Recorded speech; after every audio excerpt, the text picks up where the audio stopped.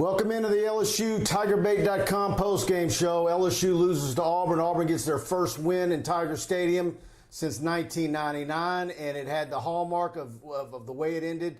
I kept saying throughout the football game to Brian Lazar sitting to me in the press box that they're just letting Auburn linger around, kept getting field goals in the red zone. Absolutely an abysmal running game. And this is going to be a loss for LSU that I tell you what, I'll say this. I've gotten more text messages at midnight tonight from places all over the country from LSU fans, some in high places, some who are disgruntled. I don't know how you come back from this loss when you look ahead to what LSU's got left on the schedule. But we got a lot to talk about tonight. We're going to get in all of your comments. Of course, we're joined by Preston Guy. And I want to thank Kenny Haynes and his law firm up in Shreveport. Kenny Haynes, of course, sponsors us each and every week. We're going to talk about Kenny a little bit later in the show. But I have a feeling we're going to have a wild one, and we're going to go as long as y'all want to tonight. And we got a little bit of our basic of our postgame show postgame product up on the front page of TigerBait, but I'm going to save the rest of it till after the show. Based on what I read from Orgeron's quotes in postgame, there wasn't a whole lot there that's going to get any LSU fans off of his back, and I think LSU fans are absolutely disgusted by what they saw tonight. I mean, absolutely, and this is very reminiscent of kind of what we saw toward the end of Les Miles' tenure. It doesn't look good for the outlook of this administration and staff here. You know, some of the same criticisms we've had all season. Why is Corey Kiner only getting the ball 5 times? He's obviously your most talented runner. You didn't get him involved at all. Some serious execution, discipline errors we've seen on this team. You settle for 4 field goals, and that's the difference tonight. I mean, seriously. There's about 2 or 4 guys on offense that I keep seeing get rotated into the offense. 2 to 4 skill players, and I'm going to leave it at that I don't think I ever need to see on the field again. I know what they can do, I know what they can't do, and I know what these freshmen can do, and they're better than them. There's 2 to 4 of them that I don't care to ever see their number again. Because I think they've been recruited over, and I think the freshmen are better performers. And I think there's a few guys on the offensive line in that category. The difference is you don't have stud freshmen coming in ready to take their spot on offensive line. The freshmen they brought in, they're good, but they're raw. Yeah, but I'm talking about skill players. No, I know. I'm just saying on this offense, I think about half the players. There's one in particular where I know every time he runs out for a route or a ball is going in his direction, it's a wasted throw. Pretty much. Now, we're not going to name that name, but I think people can kind of guess. But, I mean, at any point you look at this offense, about half the players really kind of just don't belong on the field, or at least they aren't playing to that level right now. Wouldn't you agree? Yeah, I don't look. When you look ahead, Kentucky beat Florida earlier today. Look, Arkansas obviously took a big step back. I thought Ole Miss was going to give Alabama more of a game. So, all of a sudden, look, it's hard to compare scores and know what you're getting from one week to the next. But I thought what Auburn likes to do, and give Daronte Jones credit, because I think the defense played as well as they could. The offense in the second half was putrid. A lot of 3 and outs. Max Johnson was fantastic in the first half. In the second half, he was not. And again, I'm talking to Brian, and I'm looking at some of these packages that they're rotating in of personnel. Mm-hmm. I saw multiple tight ends in there in one package. Like, what was that package? Yeah, I mean, that was asinine. Absolutely asinine. The asinine package. Yeah, that's exactly right. I mean, you don't really look. I hate questioning coaches. About personnel and who, because sometimes a lot of times you don't know who can do who hasn't grasped what they need to do in certain situations. But I know enough of the tight end position to know that when you're needing, so you're avoiding 3rd and long, that you don't have those packages in there. Yeah, exactly. And I know which wide receivers that are almost guaranteed receptions every time. And if they're not in the game, you're an idiot. So one of the things that we were talking about running the game is you always think about to close a game out, you got to be able to run the ball, move the ball, running, because you can't milk the clock passing the ball. Passing the ball is what you do when you're down. So this is a team that's really not built to play with a lead. Of course, you jump out to a 13-0 lead. I think should have been a 17-0 lead. That's your big turning point. Check out the plays before that game-winning drive. Okay, pass, pass, pass, pass, pass, pass, pass, pass. On 2 drives, you had, what is that? That's 8 passing plays called. In the fourth quarter, you milked no extra time off the clock. The only time is when he had a completion that stayed in bounds or Max scrambled. There was some. I was having some Les Miles deja vu tonight. Except someone pointed out to me, yeah, but Les Miles teams could run the ball. Yeah. Okay, but that wasn't it. It was a matter of getting field goals and letting Auburn ling around. Because I thought in the first half, LSU should have been up by 3 touchdowns minimum. Yeah, absolutely. Okay, and they could have been up by as many as 28. Yeah. Okay. You cannot settle for 22, They get a 26 touchdown. yarders. They're right back in it. Of course, and then, man, Nick's played a whale of the game. I think LSU's defense did everything they could. Mm-hmm. He was very reminiscent of Johnny Manziel. No, Plumlee from 2019 that was running all around LSU. I don't know about that. No, he went more of some Johnny Manziel or even Joe Burrow vibes from. No, I'm talking about his ability to just like the scramble. It just was aggravating. It was pocket magic tonight. Yeah, and he played an unreasonably good game. He played his ass. I'm talking about Reese Plumlee from Ole Miss in 2019. Yeah, I know. John Rice Plumlee. Yeah, but he was darting up the middle and going 60 yards. He was fast. That was a wicked fast quarterback. Bo Nix dodged some pressure, but he wasn't no John Rice Plumlee. Let me get to a bunch of let me get to as many of these as I can. Y'all let us have it uncensored tonight. We're ready. Tyler for it. Edo is getting fired in a matter of weeks. Steve Bridges, the inability to move the chains in the second half cost us the game. Guys, do us a favor, hit the like button whether you're on Facebook or YouTube. If you're on Facebook, please share to your timeline. If you're on YouTube, share our YouTube video to your Facebook timeline. I know you've all got LSU fans on Facebook and social media that'll love the show. Please turn them on to it. Very much appreciative. If you're on YouTube, hit the subscription button, notification bell, and like button. Steve Bridges, the inability to move the chains in the second half cost us the game. Blaine Smith, pathetic performance. I can't defend O anymore. Blaine, I think a lot of people are like you tonight. My phone is blowing up, and I've got calls, my Facebook Messenger, my Twitter DMs, my Verizon text messages. It's been nuts, including guys that I know are a bunch of old maids that are normally in bed. And I don't know what time they're going to end up sleeping tonight. Joseph Thaddeus Giat, too many missed tackles, bad offensive line play. What is Brad Davis doing? And look, I did a film breakdown midweek, and I'm showing where there are some scheme misassignment type stuff, not just someone getting blown up. I give a coach a pass. If your player's just getting blown his ass off the line of scrimmage, there's not too much you could do coaching-wise to really fix that, okay? But when your players, veteran players, are just picking up the wrong blitz assignments and getting confused and this kind of stuff, that is a little bit on coaching. So maybe Brad Davis should take some criticism even as a new coach. But, I mean, this offensive line play, another 3 sacks tonight. Joe Swallow, it's time. Scott Woodward, you know the move. Robert Williams, fire all these clowns. All right, let me ask you, Mike, real quick. Hold on. Do you think he makes it through tomorrow morning?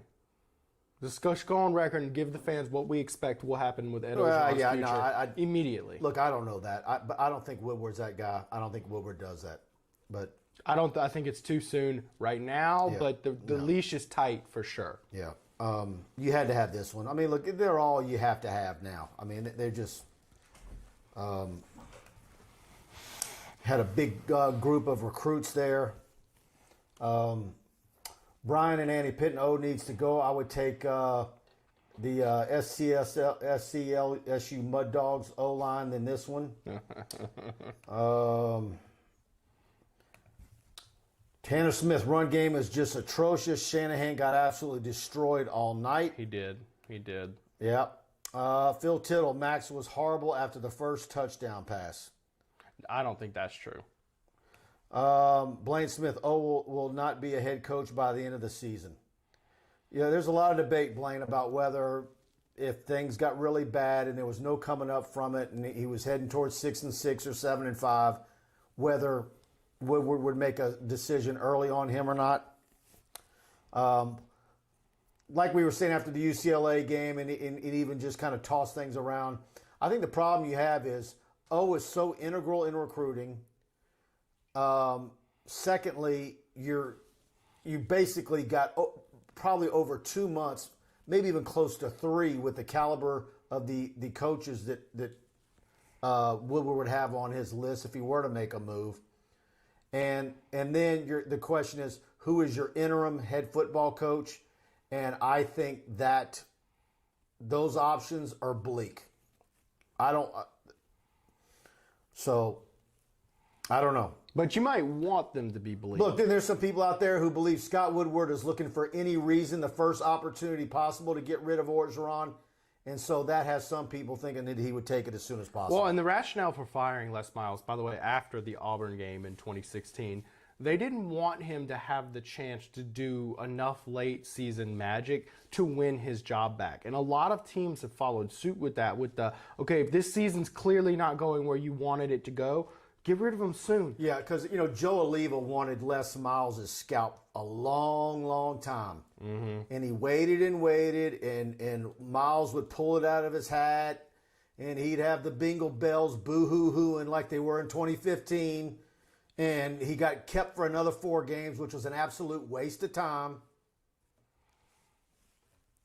Yeah, absolutely. And I ain't picking on the Bengal Bells because there were some guys who didn't want Miles gone. They had accepted Luke going 9-3 every year in 2015 as well. But that scene at that A&M game when Oliva came out and said he was staying was one of the low points in LSU history. Rick Kelly, for the love of God, can we get Ensminger to call plays? You come out of a kickoff and you're calling a timeout. Yeah, that was just completely what's going on there. And the tempo again tonight. That's what I'm saying. There's been things that have worked for this team. I'll tell you, that drive... What are you doing? Why are you turning away from these things? That drive where they had a holding call and the bad snap or Max just didn't grab the snap. I think he should have been able to get it. Even with all that was a great offensive drive. And they had many other opportunities, but they would stall in the red zone. And look, I love Colt David as much as everybody else, but when you're kicking field goals in this day and age, as much as they are, I'm sorry, man. Yeah. You got to score touchdowns. Well, I think Cade York might be a little bit better than Colt David, actually. Yeah, see, there you go. See? I'm punchy. It's 12:45. No, it's late, y'all. You're drinking caffeine. I'm not. Not fair. I'm about to get actually some double I'm going to go downstairs and get a rain. All right, so, Mike, look, here's the deal. I was actually feeling kind of good because the schedule looked a little bit more winnable and manageable than it really had in a long time based on the performances of some teams. But LSU just doesn't have their act together, and it's really sad. Kentucky, Florida, Ole Miss, Bama. How's that slate go for you? And you think LSU can win one of those games? Yeah, I get a bunch of these backed up, guys. I'm gonna get to you guys as fast as I can. Aaron Felder, defense is not our problem. Offense can't stay on the field to give the D a break. I think the defense did their job tonight. I really do. I agree. And look, I think, honestly, Daronte Jones gets a passing grade this season. I don't think he's been the problem You've already drank one? Yeah, man. You're opening a second one. I heard you. Oh, yeah. Oh, yeah. I'm telling you, this is his second Coke Zero in 5 minutes. Guys, look, it's late, and we're going to be here for at least an hour. I'm getting some caffeine rolling, or I will be asleep next to you. Mark Towery, how many more losses before Orgeron is fired? One. Yeah, that's it, Mark. That's what we're talking about. I don't know how this plays out. Yeah. Blaine Smith, LSU should be 6-6 or 7-5. I don't know. I don't go to with the rest of the schedule. I don't go into any SEC games of the rest of the way with a confidence level of LSU winning. Let me put it like this: of the next tonight was the last one. Of the next 5 games, LSU probably will not be favored in any of the next 5. I expect LSU will be the dog in the next 5 games. Do you make it? Does Coach O make it as your coach if he goes 0 in those 5? Hell no. By the way, let's put it like that. You guys who are watching at home, let us know what you thought of McElroy's telecast tonight. Is he supposed to be likable? Man, I'm angry tonight. Brett LeBlanc. Corey Connor needs to touch the ball more, if not start. I'm with you, Brett, and that's what I'm talking about. 5 carries for him tonight. By the way, he is your leading rusher on just 5 carries. He ran the ball 29 yards tonight on 24 carries. Casey Campbell, we had 32 yards rushing. I don't even know what to think anymore. Joe Swallow, Bill O'Brien, Luke Fickle, Hugh Freeze, pick up the phone. Joe, I think there's a now I tell you what, Bill O'Brien's going to be on some lists, and as will Fickle. Freeze will not. But Urban Meyer? After that video? Did that video get deleted because I couldn't find it later in the evening? Oh, I sent it to you. All right. It's there still. It's the internet, Mike. It's there. All right, Chris Vanessa Mesh Domain, I'm speechless. Everybody is. Phil Tittle, the worst part of this is the likely loss of premium players that won't come in now. Walker Howard, I was told at about 3 o'clock that he was going to be coming in. He had talked Jamie into bringing him. I'm assuming they did indeed make it. He was in deep pain. Obviously, by the way, clean break on Walker Howard, which is great news. And I think he'll be 100% by December. And look, worth noting, guys, it's the fibula. There's 2 bones in your lower leg. You got the tibia up front, and the fibula is a support bone, okay? The tibia, if you get a clean break on your tibia, there is a good chance that you never run the same again. Michael Bush, Louisville running back, broke his tibia clean, and he was never the same again because you just run kind of funny. Things don't heal perfectly. Fibula, you should be able to recover just fine. He'll be fine. This kid's so resilient. Yeah. Brian and Andy Penton, Mike, do you think they will be decommitting? I'm not seeing that, but I do think what's going to happen is that a lot of the guys who are uncommitted, the Quincy Wigginses of the world, I think they're all going to take a wait and see, which really you can't fault any recruit that's going to do that, that's not committed. Yeah, right. And then you could see down the line some commitments decide to take some visits. I think that this kind of tanking really hurts your 2023 guys. The 2022 guys are pretty much locked in with the signing day in December now. They don't have that extra 2 months to kind of get to know the new coaching staff to really change their mind. They're kind of locked in. So I wouldn't expect it to shake up too much. Mark Chambers, 29 pitiful yards of rushing. And 5 carries for Corey Kiner again. James Phillips, if you can't run the ball, you can't win. Just look at Alabama, Georgia, and Kentucky. All have great offensive lines. And that's where I'm not going to rip Brad Davis. He got hired in June. He didn't recruit any of these guys. He's had injuries. He loses Rosenthal.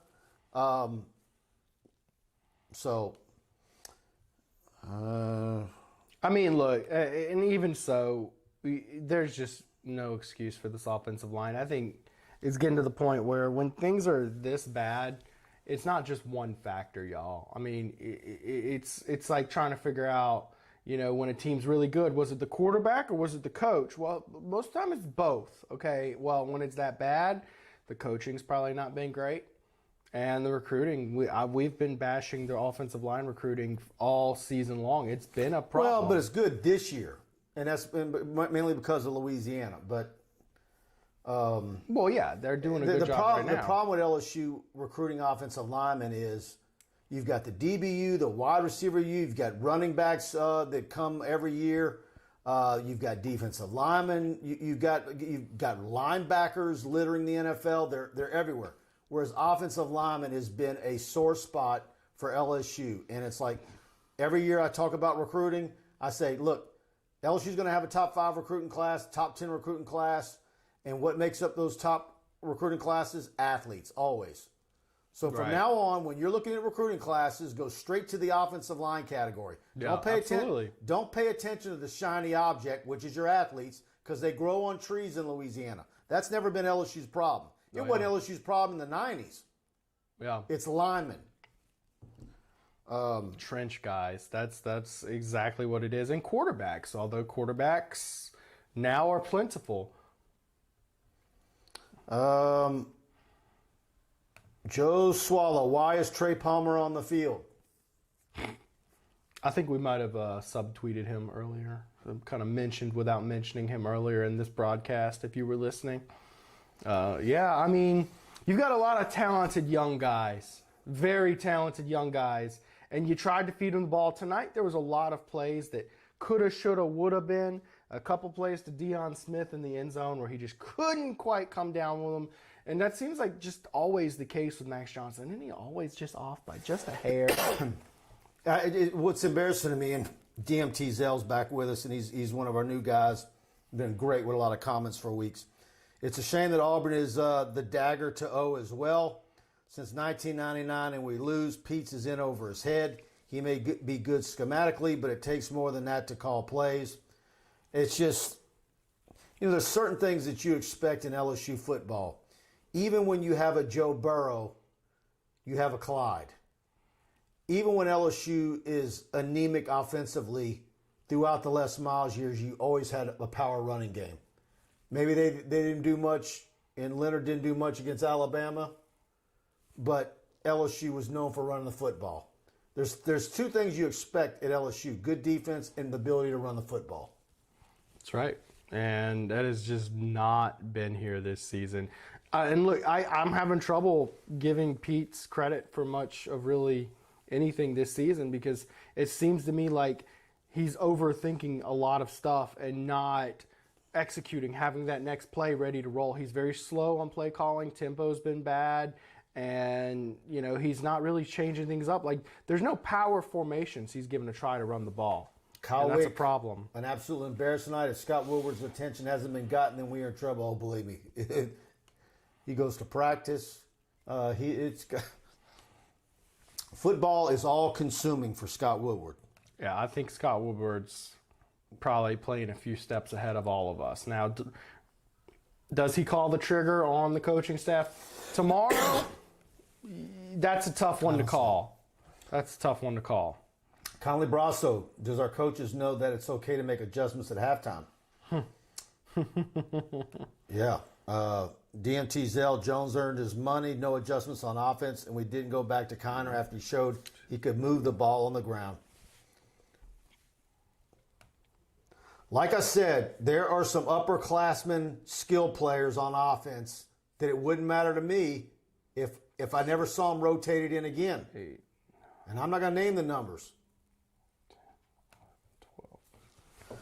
Man, you realize in the fourth quarter, every play LSU called before on offense, every play they called before the Auburn went on that game-winning drive was a pass in the fourth quarter. 12 for 12 passing. How can you have a multi-score lead going into the fourth quarter and decide, I'm not going to run the ball again? That is an F minus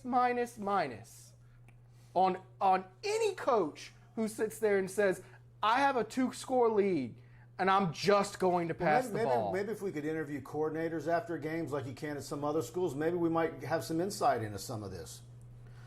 Joseph Thaddeus Giat, why are y'all saying it's Max Johnson's horrible play calling when they rush 3 Pete's need to run Corey Connor because TDP is not a good runner, cannot find the holes. Well, I don't think either of us are blaming Max Johnson. I wouldn't blame Max for anything. I think Max Johnson's inherited a pretty rough situation. Max doesn't have a running game to help him, give him any help. And he doesn't really have an offensive line giving him much help. Coach Mason, DC for Auburn, had a game plan. Yeah. Dude, you didn't call a single run play in the fourth quarter. Man, y'all, guys. Yeah, that's unacceptable. Mark Towery, Butte had 1 catch for 10 yards in the second half. Yeah. That's inexcusable. By Pete to not target Butte more. He is your number 1 offensive weapon. I want to see Butte, Besh, Neighbors, Deion Smith Do you need any more than that? Pretty much. I don't care, and I don't care that all those other ones besides one are freshmen. No, because they're all your best receivers. I don't care at all. No, yeah, it's asinine. Stop it. I can't think of a guy outside of those guys. Brian Thomas. I think Brian Thomas. Yeah, well, did I not say Brian? You left Brian Thomas out. My point is all the freshmen. Look, and I've said it before, if you took away every upperclassman player off this team, junior and above, I'm not so certain the team's any worse. And I hate to disparage guys like that, but the young talent is where this team is at. 2019, we saw a mass exodus. Everybody cashed out on their stock. Anybody who was really a good player 2 years ago on this team is probably gone now. And they didn't get much in terms of transfers. So that's just your hard, honest truth is your best players are all sophomores and freshmen. Esteban. What's up, man? Will wrote kills our defense. How do they not figure it out by now? Guys, come on. This is not football. We can't move the ball at all on the ground. 0. Yeah. There was a point early in the game after 9 carries where they actually had negative 9 yards rushing. Zaydat, great 2K. We called 4 offensive timeouts after dead balls. What are we doing? That's another thing is just the tempo of getting plays. And why are plays so damn slow? Get the play in, coach. Have it ready. Know your situation and have a short list. It's 3rd and 17. These are the plays for 3rd and 17 that we can call. Pick one. All right, guys, I want to talk about our attorney, Kenneth P. Haynes, who sponsors us each and every week in our post-game show. And, of course, he's an integral part of our TigerBait community. He's been one of our subscribers for the longest time. He's a 1989 graduate of LSU, 30 years experience in family, business, and personal injury litigation, over 15 years of experience as an assistant district attorney handling all post-conviction matters. He's been the lead counsel on everything from complicated roller accident to a simple divorce to a death sentence appeal. Board certified in family law since 2004 and board certified in appellate practice every year that the specialty has been offered. Served on the Specialization Advisory Committee for Family Law for 2 full terms. Served on the Specialization Advisory Committee for Appellate Practice. Currently, he's the vice chairman, invited speaker at LSU Continuing Legal Education, proud founding member of TigerBait, and an active participant on the Tiger Den Premium Message Board. He goes under the name Tiger Shark, and sometimes he's referred to as the unofficial lawyer of TigerBait because he's always given us the legal stuff, whether we're talking about what Will Wade's facing and on and on. And so if you're in North Louisiana and you need any legal advice, please give Kenny a call, 318-222-2100. That's attorney Kenneth P. Haynes in Shreveport. And, of course, that's on 912 Kings Highway in Shreveport, that beautiful old building that is on the National Registry. So if you've been in that area, check him out. And if you're anywhere in North Louisiana, Alexandria and up, he can take care of you. Give him a call. So... And boy, I tell you what, Kenny, I think you're going to get every penny's worth out of your show tonight. Yeah. Let's fly through some more comments, guys. Do me a favor, if you're enjoying the show, please hit the like button or the thumbs up, whether you're on Facebook or YouTube. And if you're on Facebook, hit the like button on our TigerBait page, YouTube. Please subscribe. Hit that subscription button. Hit the notification bell. Every time we go live, you'll get a notification to your cell phone. And we reload the site up every day with new stuff. Our TigerBait site and our YouTube channel is getting loaded every day. So lots of good shows coming up down the road. You got your show every Wednesday you do with Buddy Sonji. My show where I bring on a special guest every week, the LSU Football Fix on Tuesdays. Y'all come check it out. Hit that bell, subscribe. And look, if you're going to watch, I love YouTube, y'all. Get on the YouTube page. That's the best place to watch, truth be told. Go ahead and give us some other thoughts, Preston. Man, look, I think that what it comes down to tonight, the one scenario that just eats me alive, and I tweeted this out, I put it on our board, I was like, it is 4th and 1, okay, you're up 10-zip in the second quarter, 8:53 remaining, something like that, okay, And Coach O, he does the right call, by the way. Says, I'm going to go for it. It's 4th and 1. Marlon Martinez comes in the game as a 6th offensive lineman to get some big, just heavy blocking. False start. So 4th and 6, LSU has to kick a 26-yard field goal. 17-0 is a death sentence. That's 3 scores. Your players are looking around. That's bad. 13-0, that's just 2 touchdowns. And you're winning. That's an invitation to, we want you to come back in the game. LSU, that was the turning point. And LSU, of course, did just enough to let Auburn come back in the game. Players dropping touchdowns in the end zone. Great defensive plays with just right on top of it to make sure there was no scores.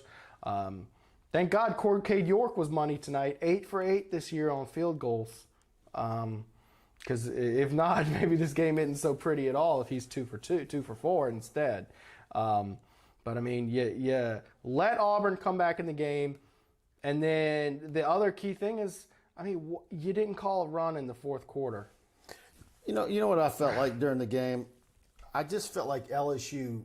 I know I keep the live stats in front of me on my laptop while I'm sitting in the press box. And I know the numbers were pretty darn close in almost every category. Total yards, 3rd down conversions. But it just felt like LSU was leaving so many points on the field. So many points. I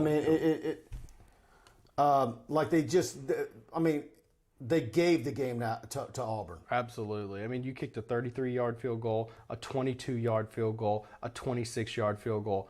That should be 21 points. It's 9 instead. I mean, anytime you're that close, you really need to go get that touchdown and score.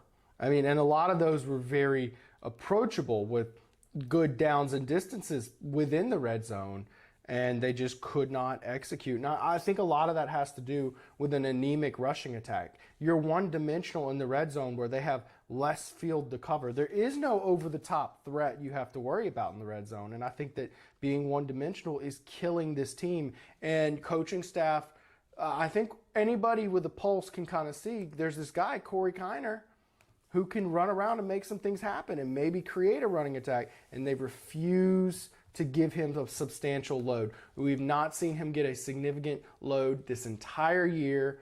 I do not know what the obsession is with Tyrion Davis-Price. He is not a fit for this offense. He is not the results have not been good. They keep on keeping on with him. I think if you went with Corey Kiner, you at least have a threat that they have to account for and mix it in. But right now, this team is as one-dimensional as the worst Les Miles offense. It's just the other way. It's just passing only instead. Brett LeBlanc, who is your interim coach if O is fired? I've said for weeks that if it got to that, the only one that made sense to me was Corey Raymond. I don't know how you would bypass him unless Corey turned it down and said he didn't want it. And then from there, it's foggy. Hear me out. It's very foggy. To me, McMahon. No. Hear me out. Steve Ensminger? People have brought up Ensminger. He's an analyst in the building. Steve Ensminger does not like public speaking. He doesn't like coaches' shows. That's my point. If you would make a move, the guy still has to be there at TJ Ribs on Wednesday night. Yeah. See what I'm saying? I think he could. Those things have to exist. I think he could. They have to do the Zoom calls. Huh? I think if Woodward came to him and said, just do this for your alma mater, be a hero for a couple weeks, I think he'd do it. Or it might be where Woodward said, you know what, I'm going to go with Daronte Jones. Yeah. A guy who... Screw it, yeah. But to me, guys, look, like I said, not having a built-in auto plug-and-play interim coach is a good thing. In 2016, I mean, Orgeron took over the team with so many games remaining and had enough time to win over fans and went with Orgeron, even though a lot of people thought he wasn't a popular hire. I was shocked that Oliva made the move when he did. Mm-hmm. I didn't see that coming. And sometimes you would think that maybe Woodward would be the kind of guy that would do that. And I think it actually might be the opposite, where he's the guy to let the season play out. But there's also the factor where a lot of people believe that he's just looking for the opportunity to make a move on Ed, and he's not going to let it get past him. If he's just looking for any opportunity, I mean, technically he's got one right now. And wouldn't that be something that would be Auburn does it twice? Does a coach in 2 in a row for LSU? That'd be wild. That'd be absolutely Which wild. I remember laughing. I've got friends that run Auburn sites, and back in 2016, it was going into that weekend. It was whoever lost that game, whether it was Miles on or Miles, was going to lose their job. And I remember that Sunday morning after LSU had lost, and then my friend that runs an Auburn site had some choice words for me because they were hoping it was going to be their guy that got the boot. Well, he did eventually. Took them a while. They called that game the Buyout Bowl. I think that's one of the best names of a game like that. Did take a while, though. He just left, in fact. And now Brian Harsin, his replacement, got a win. Weston so we'll Trish see. Bo Nix is bad. LSU made him look good. What was shocking to me is with a lot of his scrambles, was there ever a holding call? No. That was one thing that did stand out. I mean, to that me. was crazy. There were a lot of holding that Auburn got away with there. But on the other side, you hope LSU can tackle better. But I'm going to be honest, a lot of those scrambles he got, you really didn't get a clean wrap-up at all. Like, he's an athlete. Has anybody ever looked at Bo Nix and said, man, that guy just cannot run and throw very well. He's not very talented. No, he's an athlete.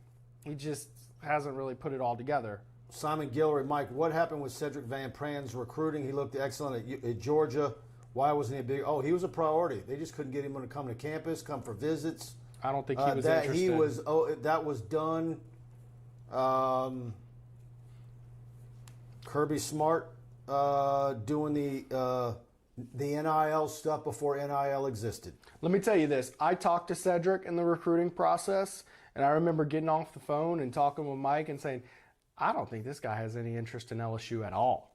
I think he's just saying the right words just to say them. And Kirby Smart's a tough one to beat out in recruiting processes. When you go head-to-head with Kirby Smart, it's it doesn't feel like playing a fair game a lot of times. Let's just say it like that. Yeah, but look, they all learn from the master. Kirby, Jimbo, Saban, they all operate the same way. Marquis Dunn, I think Kiner can run it. We are choosing to live and die by the pass. Even 3 to 5 yard gains will give us a little bit of balance. I mean, we can't win without it. 3 and outs and gasp of defense every week.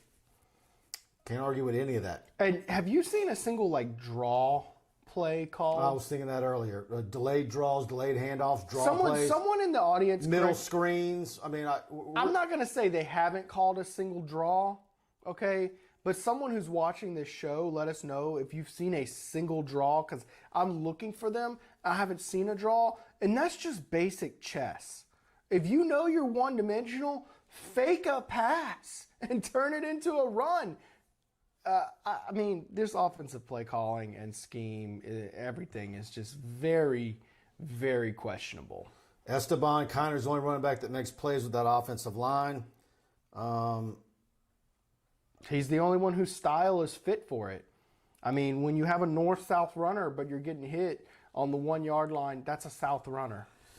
Wayne Clark, Coach O is a great recruiter, but a horrible coach. 2019 was Brady and Aranda. Tyler, the uncertainty of Orgeron will mess with recruiting. I mean it. Was announced Jacoby Matthews is an official to Alabama. I assume a lot more will follow suit. Look, that's one of the things that has been negatively recruited against LSU. When you're LSU and you're going up against Alabama, Clemson, Ohio State, etc., for the best of the best, who's who in college football recruiting, one of the things that they'll use against LSU is stability. And it's one thing to have your head coach there, but it's the continual turnover of assistant coaches.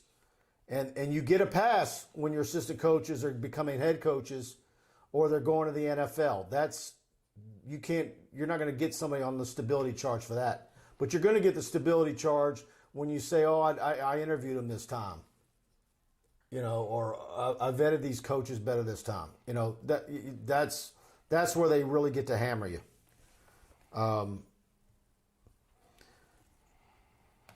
It's one of those things with these coaches you bring it in, you went with two guys who had never called football plays before. Zayd the Great, 2K, someone help me understand why we can't hike the effing ball, please, I beg you.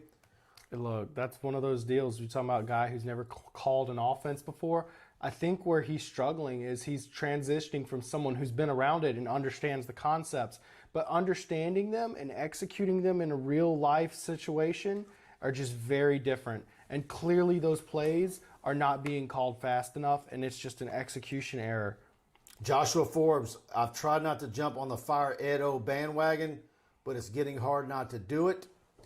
And you know what, Josh? I think there's a lot of people that fall into your category, and it's not so much that they dislike O. I think there's a lot of people that want Ed Orgeron gone, but as a person, they like Ed.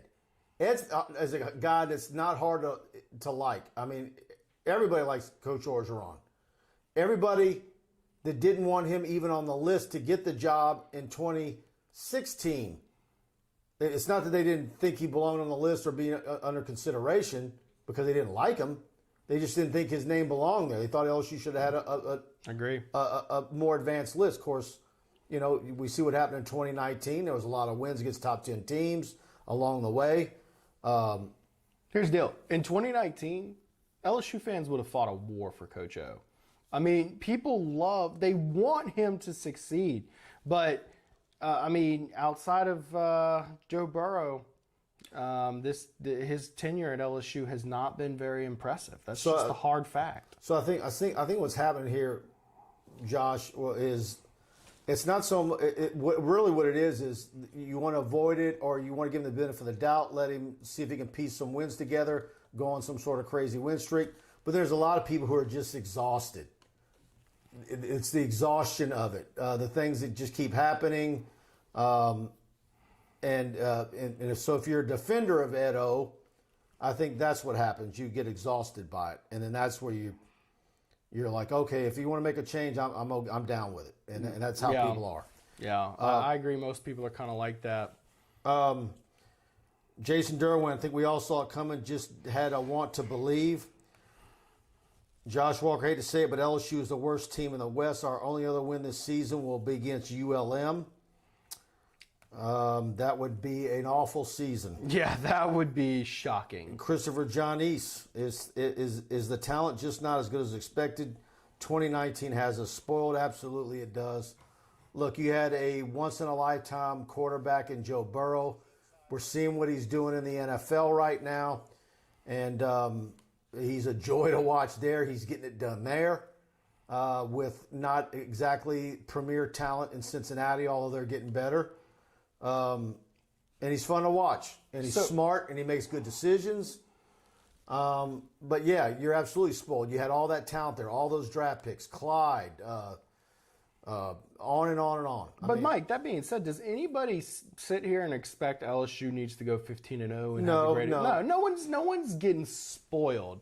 They just want to be at that consistent 10-win mark. And quite frankly, there's no excuse for this team to consistently win 10 games. No excuse. This program is set up to be a perennial contender. To answer your question, Christopher, there is a lot of talent on this LSU football team. In some patches, they're very young. In some patches, like on the defensive line, you've got a great mixture of upperclassmen and youth and the ability to rotate those guys in. That's why I think the defense tonight did what they were supposed to do. Auburn having success late in the game but is because of a bunch of 3-and-outs. And the offense letting them down. Ed Orgeron's special binder when he got this job for LSU was that he was going to take a low salary and he was going to hire the best damn coordinators in the country, let them coach ball. He's not going to touch the X's and O's. We already knew that. Okay, he's going to let some smart coaches coach, and that's that. Okay, and that formula worked for the championship run. He had Ensminger and Brady, who you could argue is the best offensive tandem, and you had Dave Aranda, who was one of the best coordinators. And that's how you won a championship, and he recruited at a high level. He's continued to recruit at a high level, but in certain positions he's lacking. Now, Do you think that Jake Peets and Daronte Jones were part of his original plan of I'm going to hire the best defensive coordinators in the country? Because he didn't take his pay cut. He didn't keep that. He's making good money here now. And yeah, I think you kind of have to look at that and say he's not really sticking with his own playbook. Yeah. James Martin, any update on Walker Howard? Yeah, talked about it earlier in the show. It was a clean break of the fibula. And I think he'll be 100% by the end of the year. And, of course, he graduates at midterm. And and he was on his way to Tiger Stadium at my last report earlier, late afternoon. So, two really good quarterbacks. and of course, LaTerrence Welch from now. Acadiana has an ACL. So we've seen multiple injuries this year. So keep this week. So keep both of those guys in your thoughts. And they're having a positive rehab. No surgery needed for Walker because it was a clean break, and they said it's set perfectly to heal. So he'll get through it. He'll get back. And look, another LSU target quarterback in state, Reese Mooney, broke his ankle last week. So a lot of good quarterbacks in this state out right now. Of course, there's a few others out there, Eli Holstein, Ricky Collins, and Arch Manning, but you still hate to see it for those kids. Jim Smith, number 22 team in America, they put up a good fight. Get over it. I didn't really see much from Auburn this game that made me think, man, Auburn was a good football team. That was one of the top 22 teams in America. I saw a lot of, LSU needs to get their act together. Kenny Haynes, are we mad because Auburn barely beat Georgia State? That wasn't the same quarterback. And we make 2 plays and stop one of his lucky plays and we win. Boy, that one that he hit that... they had him dead to rights, 3-4 times on that play? But, man, when you got that much time and you break around, sooner or later somebody's going to be streaking, and that guy was there and he hit him. I agree it's a little fluky, a few of the plays. The breaks Auburn did get and the breaks LSU didn't get were almost a little fluky, but I'm not so sure you can go out there and say that LSU was the better team tonight. Yep. Mark Towery wants to know, how many wins would Sam Pittman get at LSU? All of them. Mark Perkle says coaching is the problem. Let's see. Coaching's a problem. I think there's a few other problems on this team. I do think, offensive line recruiting has been a bit of a problem. Cameron Murching, looking at the success we have had offensively, we have to stop looking to the sidelines and keep the tempo up. This checking the sidelines for a new play lets the defense get set. Already tonight we've talked. Tempo is very questionable for this offense. Why are there no draw plays? Why did you call not a single running play with a 2-score lead in the fourth quarter? All these things very questionable. Why aren't you feeding the ball to Corey Kiner? There's a lot of just very head-scratching things this offense is doing right now, and I'm not so certain that they're making the adjustments they need to win games. I wish there was some way we could keep Coach O as a defensive line coach and recruiter. If there was a change, you can't do that. Yeah, that'd be nice in a perfect world, but there's a case to be made that if you did make a change, that you should absolutely gut that place where when you walked in, you wouldn't recognize anybody. And honestly, that should have been done years ago. Yeah, no, for sure. There's definitely an argument. I'm sure anytime you bring in a coach... That's how you end up with some of these lawsuits, by the way. What's that? By gutting a staff? No, when you have people that are that are there forever and a day. Yeah. Well, and now Sam Nader's not even in the building. So, any coach who came in, I'm sure they would want to gut just about everything. You got to keep some people around. There's some people in that building that get paid the kind of money it'll make your hair curl. Mm-hmm. Nobody gets paid low in there, okay?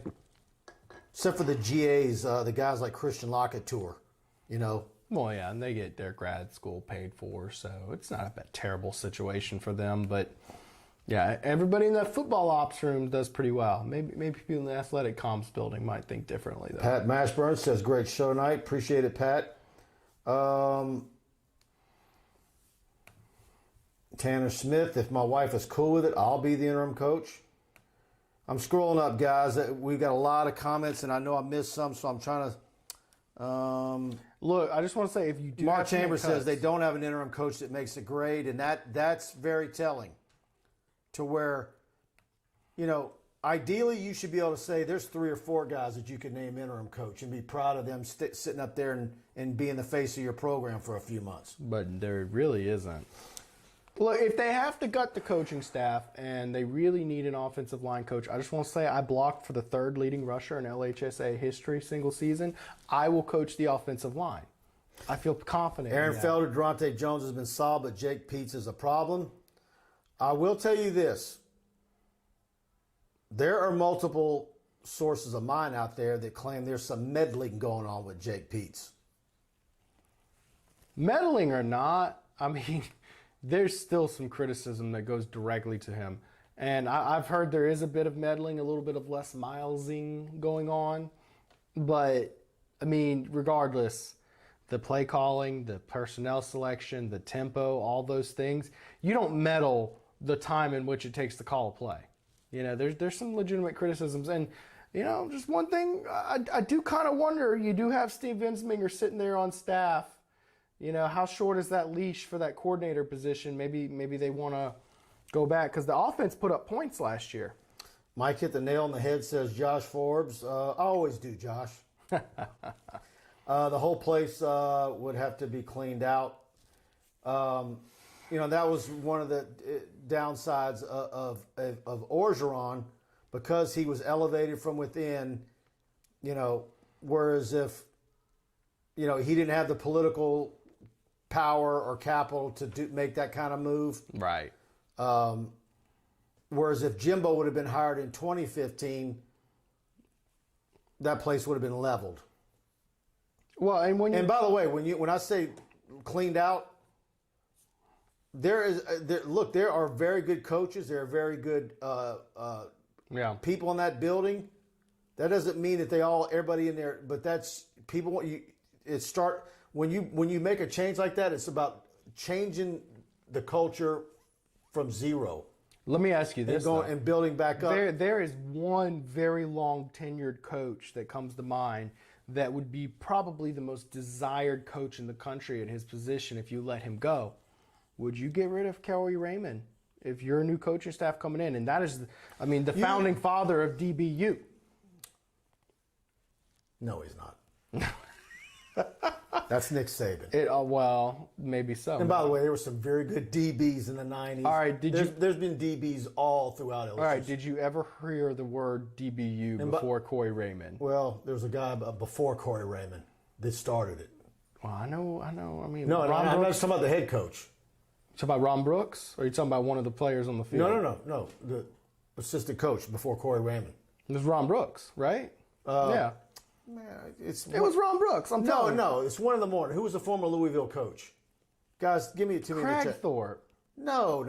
Come on, man. That was Ron Brooks. All right, someone go Google that and prove Mike Ron Cooper. I'm right here. Ron Cooper. God, dog it. Why did I say Ron Brooks? Because he's a DB. That. Ron Brooks is a DB. I pulled a Colt David, all right? Yeah, Jonathan Beers. Ron Cooper has something to say about it. Thank you. Ron Cooper was very good. Thank you, Jonathan But that Beers. being said, the term DBU definitely came around under Corey Raymond's tenure. But Corey Raymond's been great. Look, I'm not slamming Corey, okay? But there's a whole lot of myths about some assistant coaches and even some head coaches about their recruiting prowess. There's some doozies out there that it's snowballed. In all fairness, Ron Brooks was... There's one in particular that I can't let go anymore. Kenneth Haynes, it's time to stop coaches calling every play in 2 minutes. When are we going to trust Johnson to make decisions and make some plays? I think they do trust him to make decisions and plays. He's the only playmaker on this offense. The offense runs through Max Johnson. That's why you called 12 straight passes in the fourth quarter despite having a 2-score lead. Scott Trahan, the biggest concern is next year looks worse. Terrible O-line, and I'm not crazy about the running back room compared to the top SEC teams. I tell you what, I haven't put together the whole tape yet. I'm going to be editing tomorrow morning. I'm going to get it out. I may put it out tomorrow. I may wait till Monday. But I was at the Liberty Estruma game. Ooh. And those two backs, of course, Moss is for 22, and Caleb Jackson from Liberty is 23. Those are two big-time running backs. Man, they're really good. And, I asked you an interesting question. And I like Kiner, and I like Goodwin. I don't like the offensive line. I asked you a good question earlier today about those two. I said, all right, so you got Moss and you got Jackson. Remember when Hill and Hilliard were on the field? Citizen Which one Lake was Charles better? Prep is so good. What was better, Hill or Hilliard on the field together, or Moss and Jackson on the field together last night? It's tough because, man, comparing Liberty and Estruma to Redemptress and Patterson in 2010 is tough.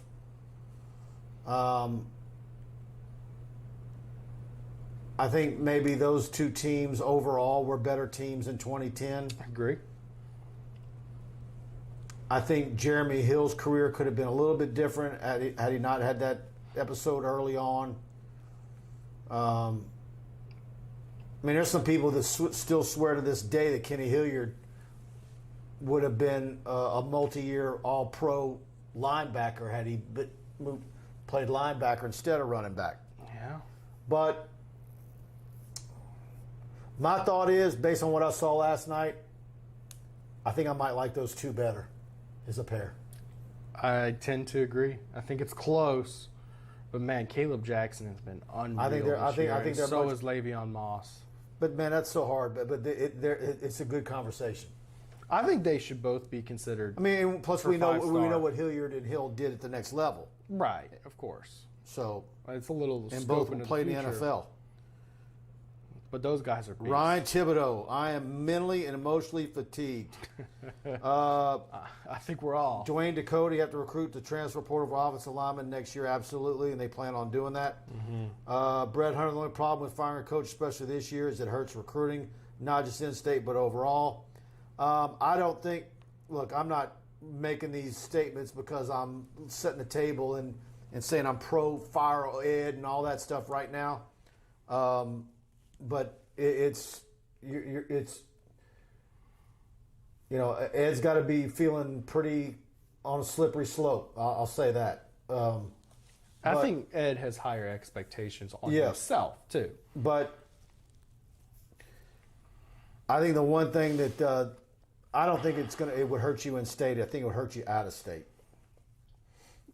Yeah, I think a lot of the guys in state, like Walker Howard, will probably come no matter Will who Campbell, the coach Emory is. Jones. Will Campbell, Emory. These are all guys who grew up dreaming and playing for LSU.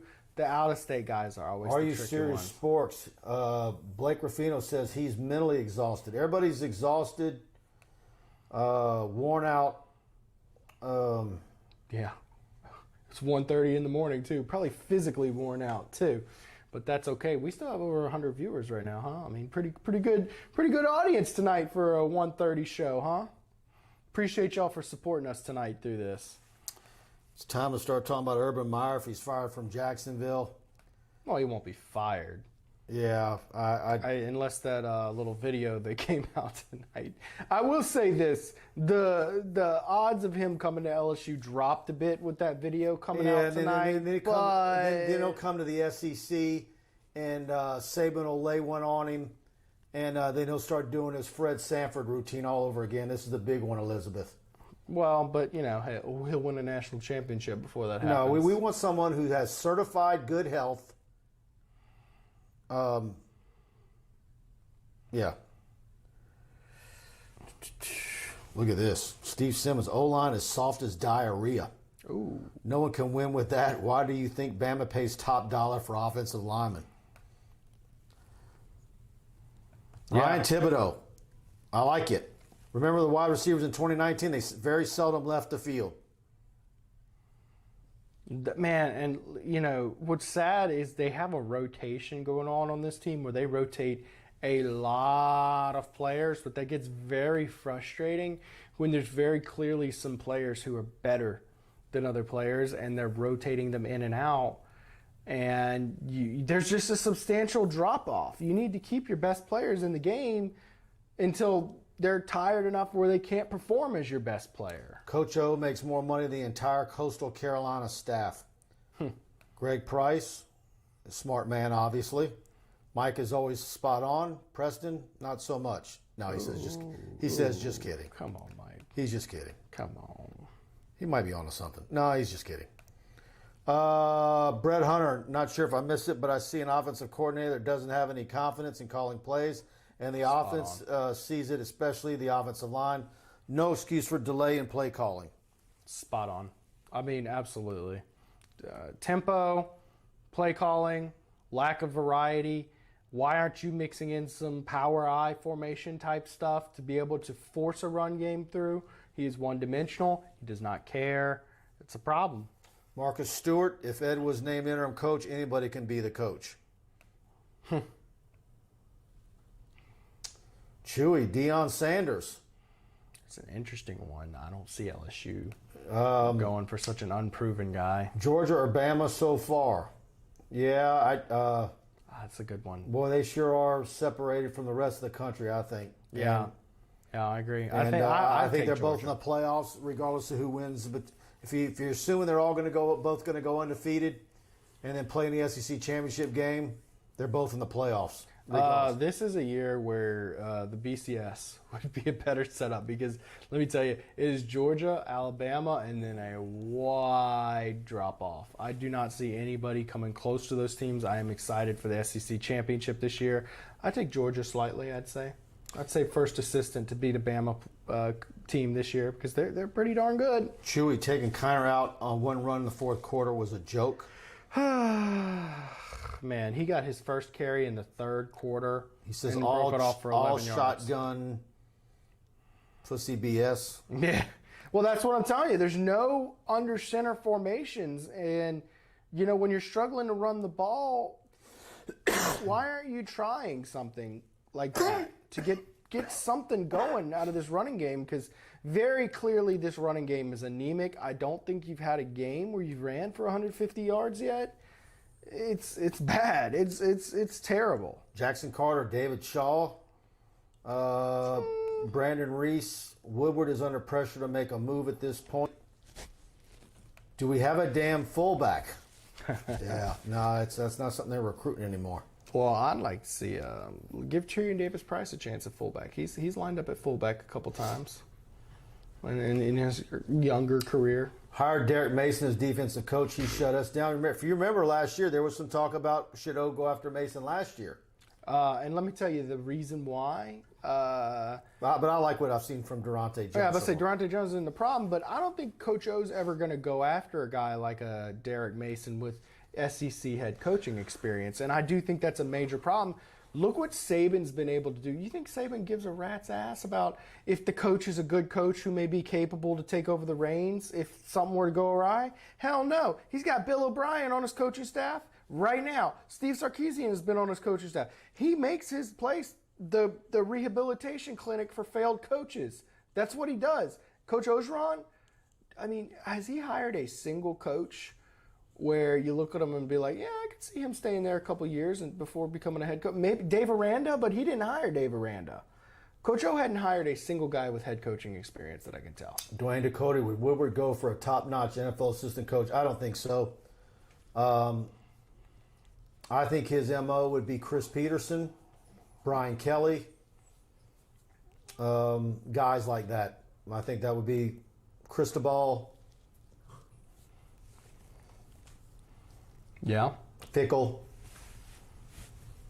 Dabo? Yeah. I threw that. So It wouldn't surprise me if he went after Orion Day. As silly as y'all might think that is, but that's Woodward.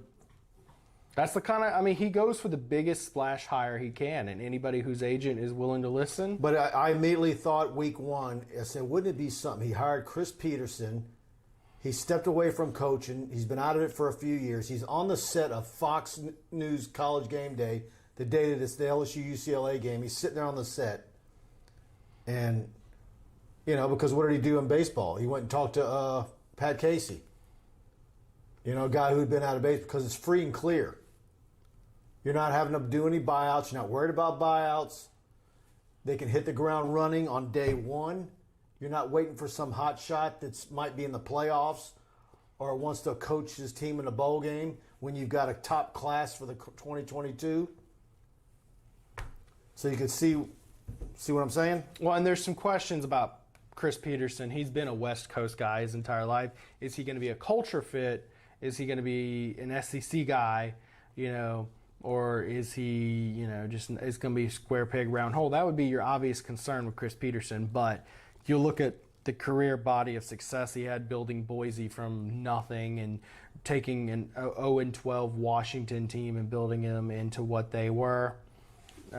He would obviously be a very impressive hire. I think Brian Kelly would be an impressive hire despite termination losing to Cincinnati today. But what about Cincinnati, Luke Fickell?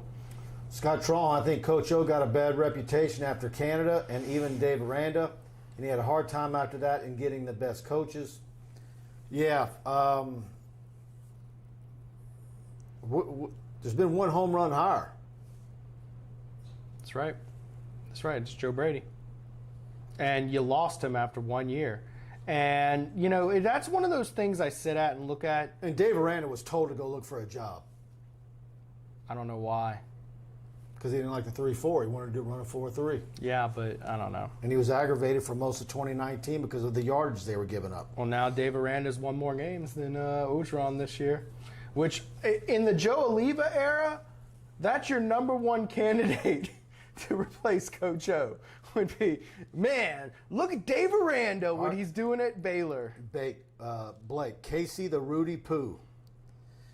Pat Casey. Idaho is West Coast. Jonathan Burris, they were physical Washington teams as well. Look, Idaho is West Coast-ish, okay? It's out there. Josh Odom, that's like Franklinton is the North Shore. Josh Odom, both coordinators are not SEC ready. They need to go. Hire Joe Brady as head coach. All right, let me ask you this. Do you think it's fair to say Daronte Jones is not SEC ready? Are Carolina Panther fans in love with Joe Brady? I'm not. I don't keep up with. They're undefeated this year, and Sam Darnold is turning it around. Worth noting, Joe Brady is undefeated with Terrace Marshall. I watched the Bengals, and that's it. All right, well, look, I know what the don't Saints even are watch doing. the Saints anymore. No, like Jacques told me the other night.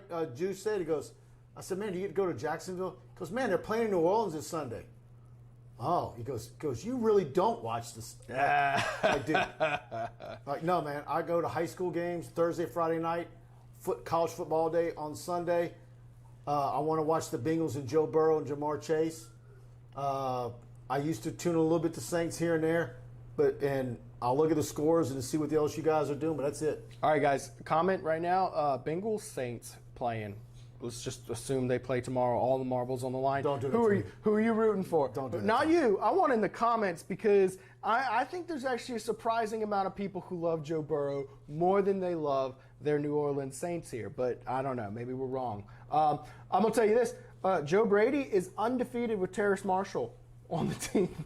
So maybe there's something there. 18-0.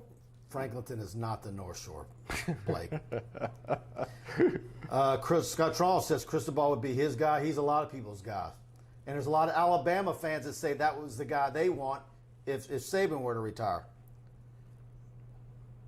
I think most Bama everybody fans says want Saints. to go after Dabo. We got a couple of Bengals in here. Saints. Oh, there's a Bengal, Casey Campbell. Yeah, man, watching Joe Burrow play is just so fun, man. Jason Brooke Thursday Saints, night. stop. I'm not saying that I'm pulling for the Bengals against the Saints. I'm not doing that.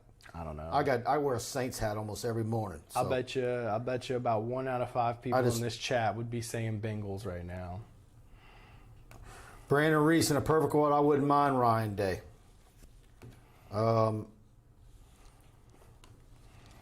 Woodward's not going after someone who has never coached. Prophets among us. The offensive linemen kept giving up on plays, and I just felt like they were standing around when they should have kept blocking. Talking to former offensive linemen, I had Will Blackwell on my show week 2. One of the things they keep on pointing out is just the lack of pride and passion with this O-line. There was a story. I remember in 2010, T-Bob Abear was so furious after a missed snap against Tennessee where they lost the game. He threw his helmet on the ground. Well, he saved the game. He did, but he still messed up the snap and was mad at himself in the time, thinking his snap messed up the game. Of course, they got the flag and they won the game.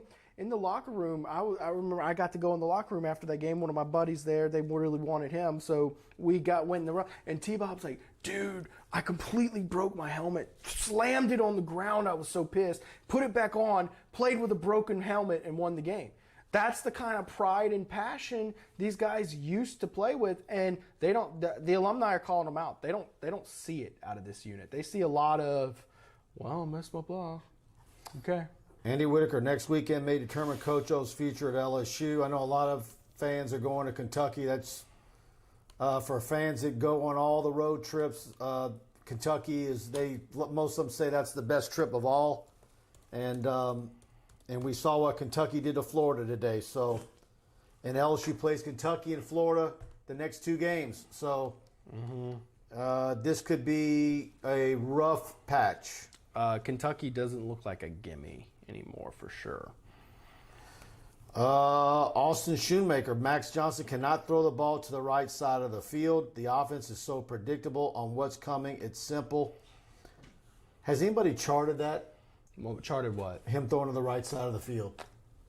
I don't have I'm that sure your charted. opponents have. Yeah, no, for sure. Especially with all these analysts they're hiring nowadays. That's another thing that I was pointing out this week is you're looking at the analysts on LSU staff, and you're kind of seeing a lot of like Coach O guys that he knows and stuff like that.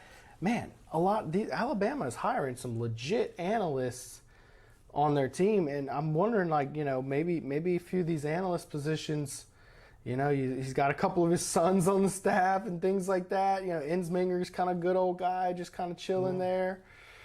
I'm wondering how much they're really getting out of the analysts versus a school like Alabama. Kyle Wick can't wait for the Honey Badgers tweets tomorrow. He tells it like it is. They need some Honey Badger energy on this team for sure. Although, one guy who did stand out in that defensive backfield, Cordell Flott, played with some serious passion and energy I tweeted tonight. that tonight. Flott is absolutely one of the most improved LSU football players from last year to this year. Absolutely. I've enjoyed watching him play. And, hopefully you do get Stingley back eventually, and that defense can get even better. But, defense has not been y'all's problem, guys. Is the defense perfect? No. But, Auburn mostly moved the ball on freak plays tonight. Scott Tronnell Johnson is not good enough. Slow release and weak arm. Try Nussmeier. Louisiana Focus. This loss is totally on the coaches. Terrible tackling, terrible play calling, terrible running game. What happened to the LSU rushing attack? I was never a fire Coach O guy until tonight. Yeah, my inbox is loaded with guys like you, Louisiana Focus. Yeah, I'd say most people are probably not on Coach O's team right now anymore. Brett Hunter, what's the word on Stingley's injury? Still no update, right? Yeah, no update. It's a lower leg injury of some sort. Was he going to see a specialist a few days ago? Yeah, we'll see. I've heard something in Minnesota. There's some stuff out there, but there was talk of him opting out for the rest of the year, just preparing for the NFL. I think that's gone out the window. I don't think you spend 2 weeks being on the injured list, if you're thinking, you're going to opt out of the season. Yeah, I think he's trying to get back in play. Johnny B. Good, he says he's an Auburn fan and a hard-fought game. Is this the first nail in O's coffin? Certainly feels that way. I'm gonna be honest, that's the feeling we had at the UCLA game, isn't it? I don't think it's the first nail. Yeah, I agree. I think UCLA felt like the beginning of the end, and this was a very... To me, it's like the hole's dug and the coffin's there on the side of the grave, and they're just waiting to put him in it. Look, I think that the fact of the matter is, this is just not a very good football team this year, and they have some really rough games coming down the road. And for Coach O to keep his job, this team has to be very good. I think 8-4 is the minimum of how he keeps his job, and 8-4. That means you went 5-2 down the stretch. Josh Forbes, if you provide escorts, you can get Hugh Freeze. Man, you don't have to provide escorts. You got Tokyo Spa. They got all those things all on every corner around here. Mike, I don't know what kind of places you're going to, man. I'm not going to. I know what's on his call sheet.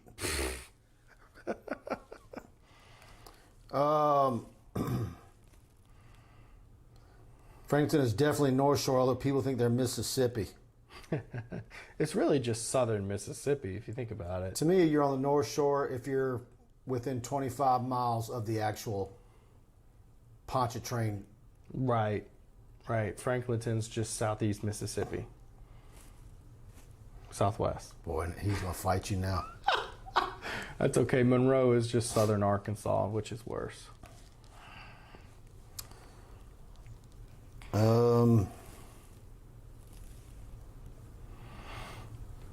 Mike, 8-4 is a dream. Yeah, at this point, it does seem that way. Look, to get to 8-4, I was accounting for LSU is going to get wins at Kentucky and get win with Auburn tonight. I thought LSU was going to be 5-1 going into Florida, and I kind of was expecting LSU to do what it had to do. Ed Orgeron get his team's head back in the game. It kind of looked like at that CMU game, and even at times in the Mississippi State game, like that's what this team was trending toward. Like they were going to get their act together. But tonight, I don't know. And the thing is the mistakes.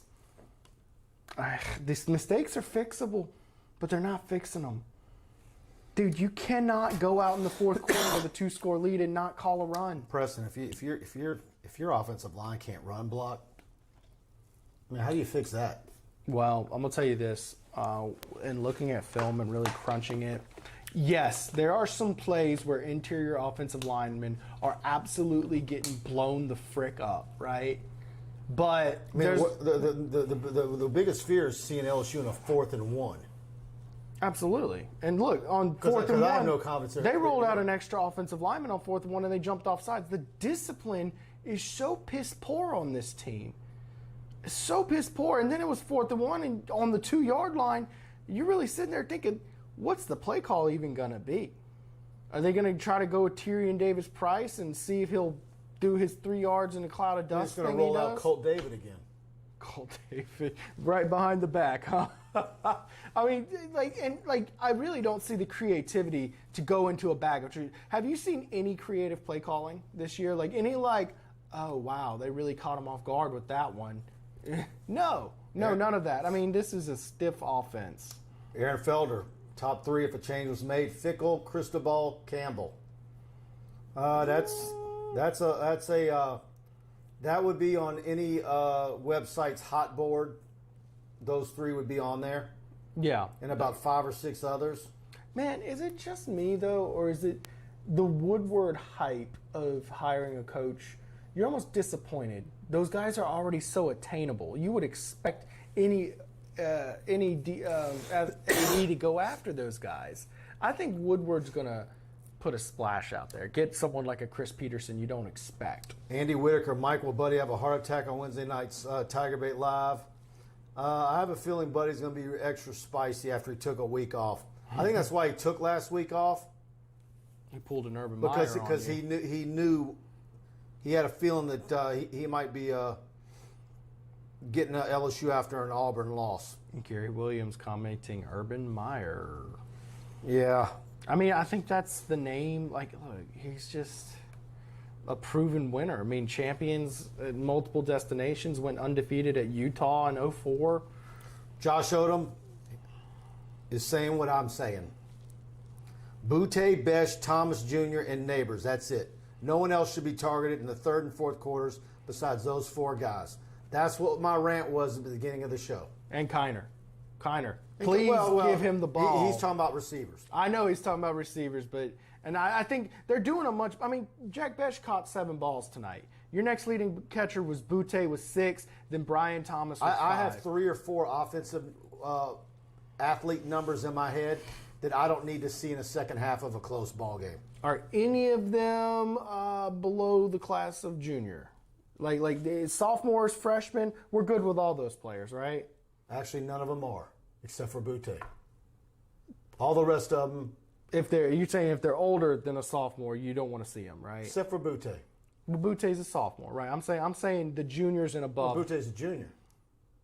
He's a sophomore. You sure? You get free year? Yeah, he's sophomore. I got Sophomore. You. Look, it's 2 a.m. We allow mental errors at 2 a.m., man. Look, if LSU can roll out there. Sophomore. And he wasn't there in 2019. That's all I got to remember. If LSU can roll out 12 straight passing plays in the fourth quarter with a 2-score lead, then you're allowed to make a mistake like that. Bob It's okay. Stoops for next coach. Interesting. Big game Bob. I don't know. I kind of like Bob. I tell you what, I do like Bob Stoops as an analyst. I'm enjoying the little bit I've seen him this season. Lincoln Riley? I don't like He's kind of in set in place, I really don't comfortable. I don't like that guy. Yeah. Well, and we're kind of seeing, I mean, he kind of did get a lot of legitimate, really good quarterbacks, and we're kind of seeing under Spencer Rattler the wheels falling off the bus there. Carvis Durr, who burns a timeout after a TV break and a kickoff? A timeout you might certainly need while doing a 2-minute drill. That's a big red F for coaching. Absolutely, Carvis. I saw that. That was just like, you got to be kidding. What are you doing? You know, like, get your act together, coaching staff. I mean, that's the thing. It's just the coaching on this team seems to be the biggest problem right now, and I think most people can kind of see that. Dylan Wellborn, how do you feel about Auburn versus Georgia next week after their performance tonight? Georgia beat the tar out of them. I mean, what we saw, did Auburn, I mean, really, does anybody think Auburn was a really great team tonight? No, I thought, I saw one comment. I liked what I saw at Auburn, and I felt that they matched up well for LSU to get a win tonight. That's why I picked LSU to win. Yeah, me too. I think this was a very winnable game. Auburn having some real identity crisis issues right now. Auburn is not. They're going to get smoked by Georgia. It's not going to be close. Brandon Reese Woodward is on the clock now. He might be. I don't know if he calls his shot tomorrow or waits a while. I think he waits. I mean, it's not like 2016. It's just not. Doug Thomas literally 2 first downs in the fourth quarter, and we win the game. I wonder how many first downs they got. Let me check on that. Yeah, Richard Taylor. I'm not a fan of Lincoln Riley. I don't know, whatever. There's other guys I like over him. LSU got 2. Wait, I'm sorry. I'm trying to see how many first downs they got. I think they got 2. Yeah, they got 2 first downs in the fourth quarter is what he's saying. Yeah, that's pitiful. 54 yards. LSU got outgained in every quarter except for the first quarter, by the way, where LSU dominated Auburn. Every quarter past that. Going to the playoffs every year and getting your ass kicked doesn't make my list. Embarrassingly. Well, and that's one of the things about the setup of the conference now is like the playoff stuff is, you know, teams in these weak conferences can go 1 loss every year and just sneak in and then, oh my God, what do we get ourselves into? It's not really, I don't think we have a great system for identifying the 4 best teams in the country right now. Andy Whitaker, I'm pro O. Woodward waits, but I'm confident this is O's last season. You know what? I'm going to say it again, and I say it all the time. I think there's a whole lot of people who don't want Ed Orgeron, that they're ready for a change, but that doesn't mean that they don't like Ed Orgeron. Yeah, I mean, I think people are rooting for Ed Orgeron to prove them wrong. I think they've rooted for that since day one, and he gave them hopes of that in 2018 and 2019. And since then, I think people were very patient in 2020. Whereas I knew when Les Miles, at the end of Les Miles' tenure, there were some people who couldn't stand Les Miles as a person. I got a call from a certain radio guy in 2015 when I was interning in the SID. What the F is LSU doing? Are they really going to keep that clown around? Was that me? Oh, it was a radio guy you know, though. No. Gary Williams, that D-line was just sleeping all game. However, the offense was predictable with crappy offensive line play. Urban Meyer has never had that problem, period. You saying the defensive line was sleeping? Or the defensive line got some pressure, y'all. They didn't get a sack, but Bo Nix was playing otherworldly in the pocket tonight. Look, I just want to give him credit on that. Dudes make plays sometimes. Ryan Thibodeau, you almost have to wait until the season ends. What about Lane Kiffin, says Don Wheat. That's another name. He didn't look so hot tonight, did he? Yeah, Jackson, Lane Kiffin's pregame interview was horrible. I think that was calculated. I think he had that pre-planned. It looked fake to me.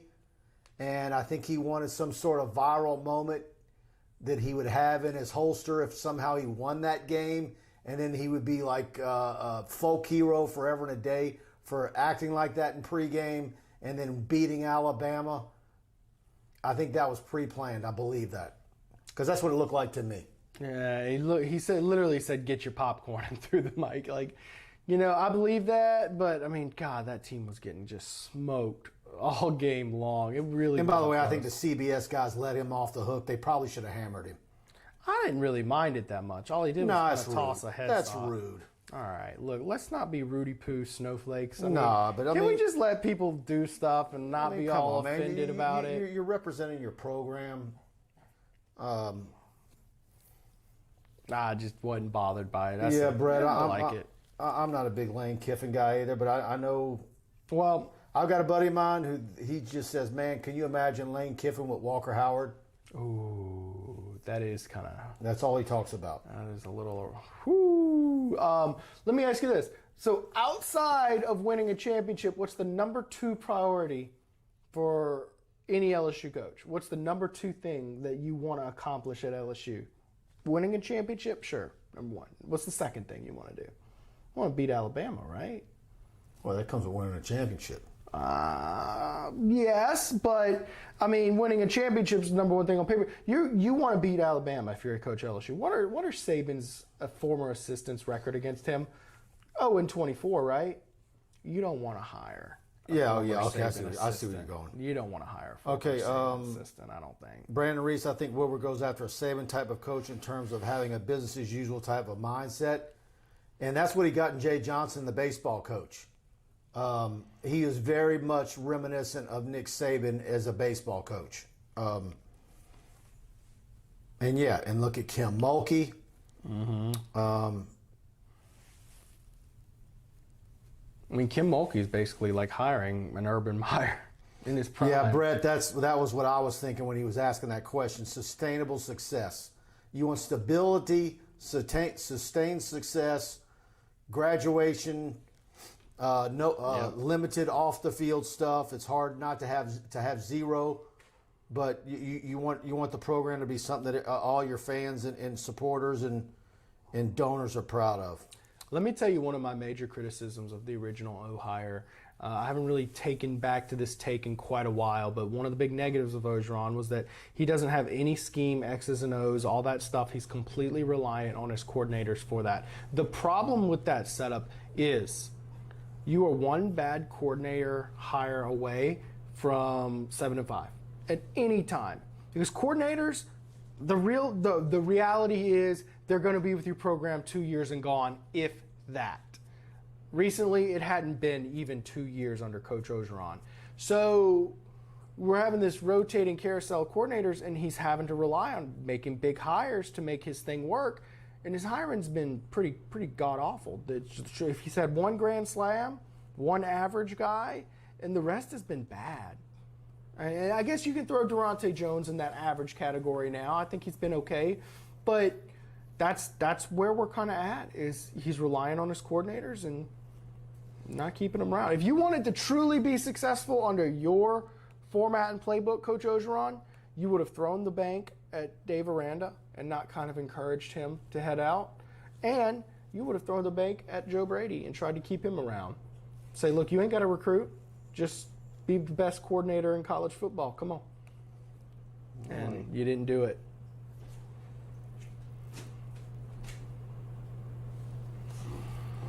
All right, guys. I want to thank everybody for participating. Please hit the like button. Go subscribe to TigerBait.com. We want to have you.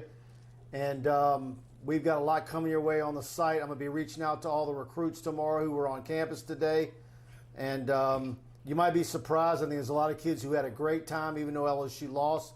Those kids look at things different than the fans do. They look for opportunities.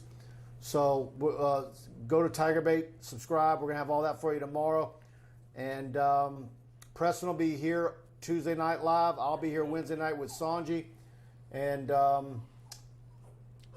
you hear Parker is ready to go. You hear Parker whimpering on the side of the room because he knows I'm about to end the show. So I think we want to end on the best comment yet. Can you feature a Kyle Wyke comment here? Yeah, I saw that. I wasn't going to. Why don't you put that on the screen for people to see? Because all of the trashing Preston comments, we're going to put them up real fast. I'll enjoy one. Kyle Wick, best comment yet. Preston, spot on, buddy. Parker, stop it. All right, guys. Thanks for everybody participating. And settle down, buddy. Hey, let's get them on screen real quick. You can close out the show. I got this. This dog.